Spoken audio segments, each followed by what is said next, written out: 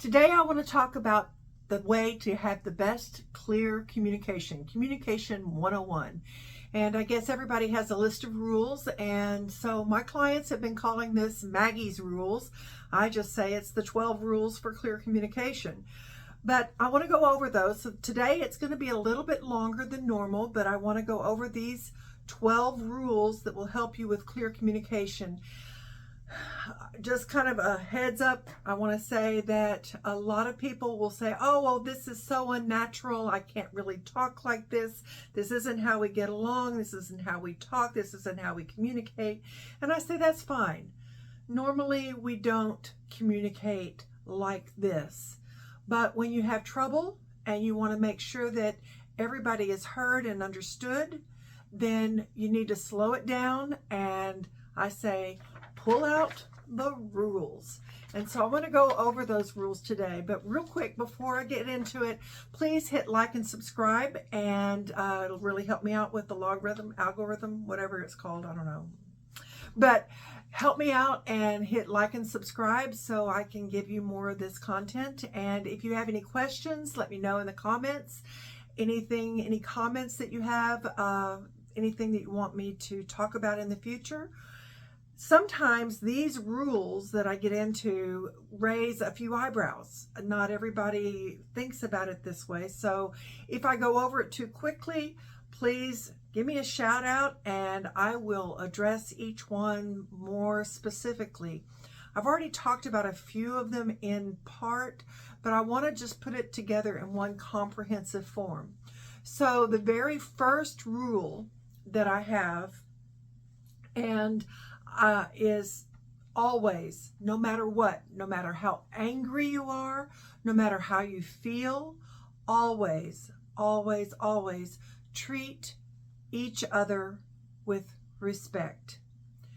This is, if you cannot treat each other with respect, then you're not going to be successful at this. And a true confession, a long time ago, I had the attitude that someone had to earn my respect before I could treat them with respect. And I was woefully wrong. The fact is, every living creature on this planet deserves to be treated with respect. That's a very different thing than whether you respect their work ethic or you respect them, how they think or anything else like that. It's about being treated with respect. This isn't about how you feel. It's about what you do. And if you want clear communication, if you want people to hear you, to understand you, you have to start with respect. And that takes me to rule number 2. Never argue when you are angry. Actually, I used to say never argue angry, and I still do. But it's actually never argue when you are altered. Anger will alter us, but so will fatigue, being tired, being hungry, being lonely. There's an acronym that's often used called HALT. Are you hungry, angry, lonely, tired? And if you are any of those 4 things, you just need to take care of that before you can have a good conversation. Because when we are altered, we are not going to be our best selves, and we can't really solve anything. And so I had someone tell me, a client say, oh, well, if I never argue when I'm angry, then I'm never going to argue. And I'm like, ding, ding, ding.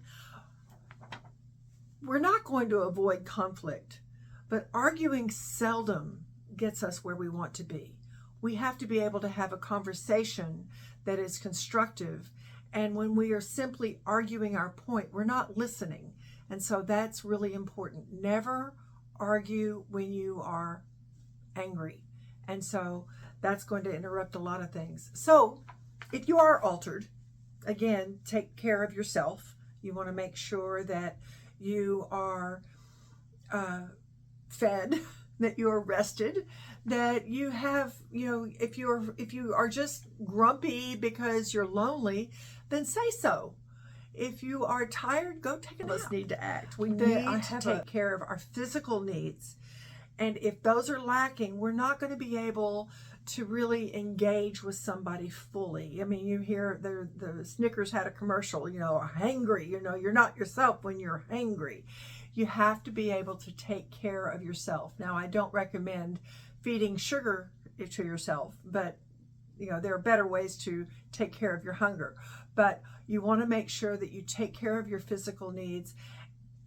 I often also say that when we are angry and you try to have a conversation with someone who is angry, someone who is altered, that means that it's like trying to have a conversation or with someone who is drunk. You cannot reason with a drunk.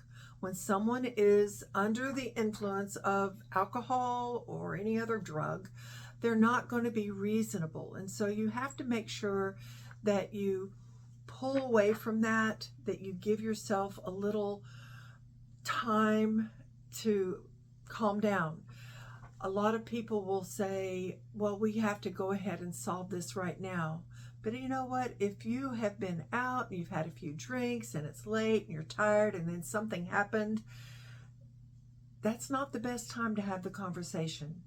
Get some sleep, get some rest, get some sobriety, and then have the conversation over a cup of black coffee in the morning. But again, give yourself that time. So, if we've taken care of the first two, show respect and make sure that we never argue when we are altered, then what do?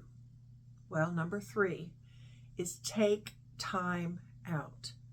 Now, a lot of people think of time out as some kind of punishment and that you give to a small child when they are not behaving properly.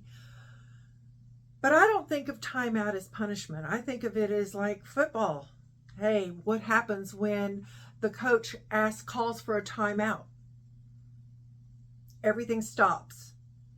The players sit on the bench. They strategize. They rest. They get some water. They take care of their physical needs, and then they plan. That's what timeout is for. And if you're working with small children, I think the same is true. Timeout is a time for children to be able to regroup and come back into this. So this applies whether you're working with someone who's 2 years old or 92 years old. You want to make sure that there is time out for yourself, time out for them.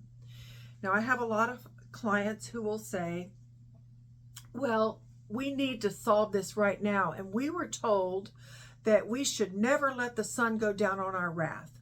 We should be able to work through it immediately. And again, I refer back to number 2. If you are altered, you're not going to be able to do that. So make sure that you are pull away, and that timeout might be 5 minutes. It might be 5 hours, but I also like to say it shouldn't be more than 24 hours.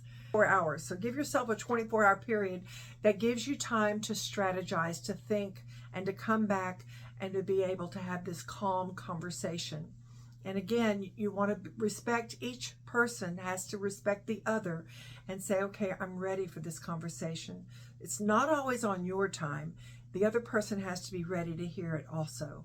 So y'all have to both be in a good place to have that conversation where you're not being interrupted by people screaming and you're not having interruptions from work. You're able to really focus on this very difficult conversation that you're going to pull out the rules and refer to. So that timeout is to strategize. And so that's rule number 4. To be able to strategize. And what I do during that time, what I recommend that people do during the strategy session, is I start thinking, okay, what is it that has me angry? What am I really angry about? What has specifically happened? So I want to review the facts. What is it? What was the event that occurred that made me think whatever it is? Now I'm going to go back to, there was another video that I did on the ABC model, and this comes into play here. This idea that what happened didn't cause me to feel the way I feel. And it didn't cause me necessarily to think the way I think. But I have to decide what I want to think about it. But before anything else, I have to really understand precisely what happened. What are the facts? And the facts are things that anybody would be able to say, this is what happened. If you pushed record and you said, this is what happened. It was what was said precisely, which quite frankly, most of us will not be able to remember. And what did we see? What did we hear? What were the actual facts? The objective truth about what happened, that anybody looking at this would see the very same thing. Now, I know this is tough because we all look at things from a different perspective, but that perspective is our interpretation, and we interpret things. So I'm asking you to separate the facts from your interpretation. When you can really line out, this is what happened, and this is what I think about it. This is my interpretation of this event. And this interpretation has necessarily led me to feel anger or frustration or irritation, whatever word that you want to use to describe your emotional state. But it's what I think that has led me to feel the thing that I'm feeling. And so now I've put all of that into play, but I want to strategize. How am I going to talk about this? So when you want to use the I message. The I, that's a capital I, not the I. Anyway, the I message. When you use an I message, you are showing that you own your interpretation, you own your feeling, and you're not blaming another person. You are taking responsibility for your thoughts and your feelings. When you do that, people can listen. So an I message will start with the feeling. It says, you know what? I felt irritated when, and this is the facts, when I came home and the house was a mess. Those are the facts. I felt irritated. First off, you can't tell me how I felt. No one can tell you how you feel. Only you know what you feel, and you own that. I felt irritated when the facts, the house was a mess. I came home and the house was a mess. So now I get to say what I thought about that. So I'm irritated because I came home and the house was a mess, and I think you don't care about our home, or I think you, whatever it is, I think. Now, the first part, nobody can argue with your feelings. The second part, these are the facts. They are inarguable. Everybody can see the house is a mess. The third part, you actually want them to argue with you. You want them to say, oh, no, that's not it. It's not because I don't care. I really like having the house nice and neat. I got busy and I'm sorry. That's what you're looking for. And if that's what you get, then conversation's over. Yippee skippy, we're all good. Now, if somebody says, you're right, I really don't care if the house is a mess, and I don't care that you think you have to clean it up, because I agree, you have to clean it up. Now we got a fight. Now we got a problem, and we got to resolve that. But that's what the I message sounds like. And most of the time, the I message will get you the results that you're needing right away. Again, if it doesn't happen that way, then you add well, you know what? If I have to come home and clean the house, then there's a consequence for that, whatever that is. It could be anything. It could be that I don't get to spend time with you, or you don't get to spend time with me, or, you know, I'm going to be busy cleaning the house and we're not going to get to make whoopee in the bedroom. So you want to make sure that that's the other part, is what is it that you're going to do in response. You know, if I come home and the house is clean, we get to spend time together. We get to have fun. We get to make hay, whatever. So that's part of that I message. So you want to, that during that timeout, you plan how you want this conversation to go. You rehearse it, you strategize. So number five is you schedule time to talk. You can take that timeout is negotiated. So you might say, let's rest, let's get some sleep, let's have lunch, whatever it is, and then we'll talk. Or I'm going to go to the bathroom, I'll be back in 5 minutes. And you go to the bathroom and you wash your face and you calm yourself down, and then you come back and you talk. So whatever it is, you want to make sure that you've scheduled time to talk. This is not a way to avoid having the conversation. It is only a way to make sure that you have the kind of conversation that will be constructive. So you scheduled the time to talk. And again, don't wait more than 24 hours. It's got to happen. You've got to figure out a way to make this happen, because if you just let it ride and you just shove it down, you're going to build resentment and bitterness, and more anger is going to build, and it's going to be impossible to follow the rules. So that was number 5, is scheduling time. Number 6, I think we're going to go a little bit quicker here. You stay focused. You don't want to talk about everything else. You don't do what they call the kitchen sink argument. You focus only on this event. Don't let anything else come into play. Don't talk about other examples, okay? Stay focused. I want you to be a sharpshooter. I don't want you to use a shotgun approach.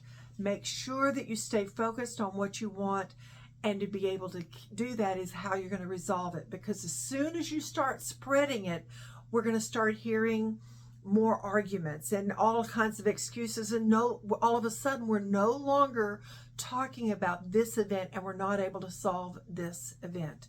So again, make sure you stay focused. Be specific. Leave the past in the past. The things that happened in the past are not relevant. They really aren't. If you wanted to talk about those things that happened in the past, you should have talked about them back then. Talk about this right now, because you can only take care of what you're doing going forward. You can't unring that bell. You can't change the past. So let's simply talk about what's happened right now and what you want going forward. Always think about what you want as you go forward. Okay, so that was number 6, stay focused. Number 7 is part of staying focused. It's the words to lose, the words that you want to avoid. You want to stay away from the superlatives. You want to stay away from words like always and never and must and should. First off, always is not true. When you say, you always do this, or you never do that, you know what's going to happen. They're going to find all of the exceptions. They're going to start there looking at all of the times that they did do that. They're going to prove that you are wrong. And again, that's pulling up the past. Stay focused and stay away from the always and never. And similarly, you want to stay away from the words like must and should. Albert Ellis, therapist, used to say, where is that written? Who says I should? And I like to say, unless it's one of the big 10 that's carved in stone, there are no shoulds or should nots. They're things that you want, but just because you think somebody should do something doesn't mean they should. It's your opinion. So you can ask for what you want. without imposing what you think somebody should do. I mean, I think people should pick up their shoes, put their clothes in the dirty clothes, but not everybody thinks that way. They're not worried about it. So who am I to impose that on someone else? I can say, I want you to put your shoes away. I want you to put your clothes in the dirty clothes hamper. But that isn't something that you should do. So stay away from those words. Number 8. This one's fun. Never complain. And people are like, what? What do you mean never complain? When you complain, all you're doing is criticizing. And in John Gottman research talks about the 4 horsemen of the apocalypse in terms of relationships ending. And the very first one is criticism. And what is complaining if it's not criticism? So stop complaining. Stop criticizing. Just ask for what you want. When people hear criticism, they immediately go to, what is it? Number 9, explain. So number 8 is never complain. Number 9 is never explain. Explaining is defensiveness. You are defending yourself. Don't put someone in the position where they have to defend themselves, because we all know the best defense is a strong offense. And so now we've gotten into this criticizing and explaining cycle that we can't get out of. So stop criticizing. Ask for what you want. And if you are interpreting what somebody is criticizing you, try not to explain, but simply listen to what they are trying to say. Don't explain. If somebody asks you, why did you do that? Which is one of those things that I encourage people not to do. Don't ask why, because as soon as you ask why, you've asked someone to defend themselves. And that never, I asked my child, why did you write on the wall? Because I wanted to. Why did you do that? I don't want to hear them defend it, but that's exactly what I've asked them to do when I have said, why did you do that? So try to stay away from asking somebody why. If you really truly want to understand, you can ask someone to explain what were you thinking, or what was your intent, to really, if you really want to understand them. But then listen to them and accept that explanation. But if you are in a position where you feel like you have to defend yourself, don't defend. I will often say when we talk about apologizing, that apologizing does not come with an explanation. If you say, I'm sorry, but you made me angry, or I'm sorry, but you left it a mess, or I'm sorry, but then you're not really sorry. You're just saying, I'm sorry, not sorry. Stay away from the explanation. It does not help your case. And I know that is counterintuitive. We all want to explain ourselves, but it does not help. Listen to what they say and then respond to that, which of course leads me to number 10, which is listening for understanding. When you listen for understanding, there are 3 parts to that. The first part is called mirroring. Essentially, you are paraphrasing or even parroting exactly what that person has said. Oh, so you're angry because you came home and the living room was a mess. Is that right? So you parrot and give that person a chance to say yes or no. and I say, oh, that person says, no, I wasn't angry. I was just irritated. Okay, we're going to mince words over that. That's fine. I was irritated. Oh, okay, so you were irritated because you came home and the house was a mess. Is that right?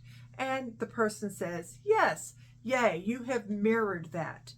The second stage is to validate. I can see why you would be upset. I can see that you are upset. This works with, and again, anyone who's 2 or 92 or anything in between. My 2-year-old is throwing a fit, and I say, I see you're really upset. Somehow that just automatically stops them in their tracks, for the most part, unless they're completely unhinged at that moment. But when you acknowledge how somebody is feeling, you validate their feelings. They feel like they've been heard. They believe that you are really listening to them. And that often is all anybody wants. I can see that you're upset that the place is a mess. Yeah, I am. It's like, oh, I don't have to sit here and keep telling you how mad I am, because all of a sudden you have conveyed to me that you've heard that and you have validated my feeling. You can see that I'm upset. So the third part of this is empathizing. Now, empathy is hard for a lot of people. It's something that we should have been taught as children, but a lot of us miss that. But all it is saying is that if I was in your situation, I might be upset too, which means, maybe you don't care that the house is a mess. Maybe that's not important to you. But if you were in my situation, if you were in my shoes, and you had asked me to do something and I didn't do it, you could say that you would probably be upset too. It might not be the house is a mess, but it might be something else. You can always find a way to put yourself in someone else's shoes, and that's what empathy means. So that's really listening for understanding. And one of the things that I like about Stephen Covey's 7 Habits of Highly Effective People is rule number 5, or the habit number 5, is to seek first to understand and then be understood. When we listen for understanding, then it takes everything down a notch, and people know that they are being heard, that they've been validated, and that you really get them. Everybody wants someone to get them. So make sure that you listen for understanding. So rule number 11, this is a repeat of rule number 1, respect. No matter what happens, always show respect. Because when we treat each other with respect and we feel like we've been treated with respect, then we're going to get along so much better. We can have a civil conversation that doesn't blow up into a nightmare where it's being destroyed. And then number 12, you want to make sure that you keep the communication open. So let me go back to 11 and 12. So I had talked about the 4 horsemen of the apocalypse, so I'm going to revisit that for a second. That never complain and never explain. Those are the first 2 horsemen of the apocalypse. And then that is criticism and defensiveness. Are the first two horsemen of the apocalypse in the relationship. And then the third one is contempt. And contempt is essentially the lack of respect. So when we feel like we are not being respected, when we're treating people with disrespect, you know that this relationship is really headed for the tank. And then the 4th horseman of the apocalypse is to make sure that you are not stonewalling. And stonewalling is simply shutting people out. Talk to the hand, the face isn't listening. I'm not going to pay attention to you anymore. I don't care what you have to say. I am done. And so that means that you're no longer communicating. You were not keeping that communication open. When you have those four horsemen, when you see those four horsemen in a relationship, you've got to fix it. You've got to change those four things. And when you follow these 12 rules, then you are going to be able to repair what was broken. You're going to be able to have good communication. So hang in there. You can do this. It takes practice, but I promise you, you can do it. And I promise you, it will make a world of difference. And again, remember, like and subscribe, and I'll catch you next time.